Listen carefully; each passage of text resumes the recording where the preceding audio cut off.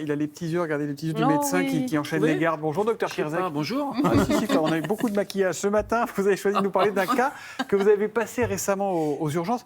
Un patient avec 24-12 de tension. Même sans être médecin, ça fait flipper, 24-12. Oui, ça fait un peu peur, mais surtout qu'il venait pour tout à fait autre chose. Vous savez, quand vous venez aux urgences, il y a l'infirmière d'accueil et d'orientation qui, de manière systématique, vous prend des paramètres vitaux. Et dans ces paramètres, il y a la tension artérielle. Et bing, il venait pour autre chose. Et on découvre ce 24-12 de tension. Donc 24-12, c'est pas 24,12 déjà, parce que quand votre médecin vous dit vous avez 18,6, les gens pensent que c'est 18,6. Non, en fait, c'est deux chiffres. Le 24, alors j'espère pour vous, en dessous, c'est le chiffre de pression maximale. C'est ce qu'on appelle la pression systolique, c'est quand le cœur se contracte. Et puis quand il se relâche, eh bien, il y a une autre pression artérielle qui est inférieure et qui est dans les vaisseaux. C'est de la tuyauterie, tout simplement, et c'est le deuxième chiffre. Donc quand on a 24-12, on a 24 de pression d'éjection systolique, la maximale, et 12 de relâchement. Et on voit bien que le cœur se relâche mal. Donc quand vous avez des appareils comme ça, voilà, 114 de pression systolique, là c'est 11,4 pour le coup, et puis 72, c'est 7,2.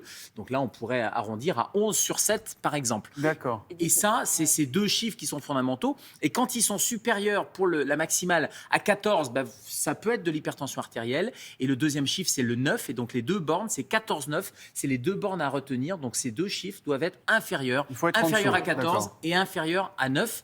Avec les petits appareils qu'on a vus, c'est du dépistage. Donc, il faut confirmer ça avec plusieurs mesures, etc.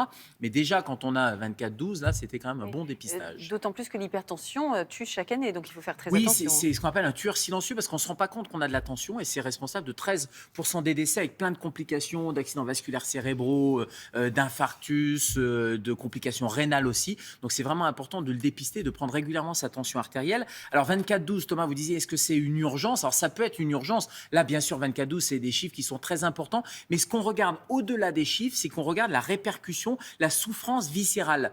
Est-ce qu'il y a une difficulté à respirer? Est-ce qu'il y a une douleur thoracique? Est-ce qu'il y a des maux de tête? Est-ce qu'il y a une baisse de l'acuité visuelle? Là, ça voudrait dire que non seulement il y a des chiffres élevés, mais il y a en plus une souffrance au niveau de nos organes. Donc là, ça devient une urgence hypertensive. Mais on peut très bien avoir 24-12. Alors, il ne faut pas traîner avec 24-12 très longtemps, mais globalement, ça ne nécessite pas, par exemple, d'aller aux urgences tout de suite. Votre médecin traitant va pouvoir vous mettre en place Mais un traitement, faire il un se sentait bilan. bien, le monsieur, à 24-12? Il se sentait très bien, il n'y avait absolument aucun symptôme. Donc, quand il n'y a pas de douleur, quand il n'y a pas de baisse de l'acuité visuelle, etc., ça peut attendre, mais allez voir quand même votre médecin rapidement. Ce que je veux dire, c'est qu'il n'y a pas besoin d'appeler le 15 tout de suite. Et surtout, mon conseil, c'est acheter dans votre pharmacie préférée un petit tensiomètre, vous savez, vous le mettez maintenant au poignet. On ne le prend pas n'importe comment, on le prend après 5 ou 10 minutes de repos. Mais on doit et c'est le faire uniquement une souvent, mesure ça de dépistage. On doit le prendre souvent, notre tension?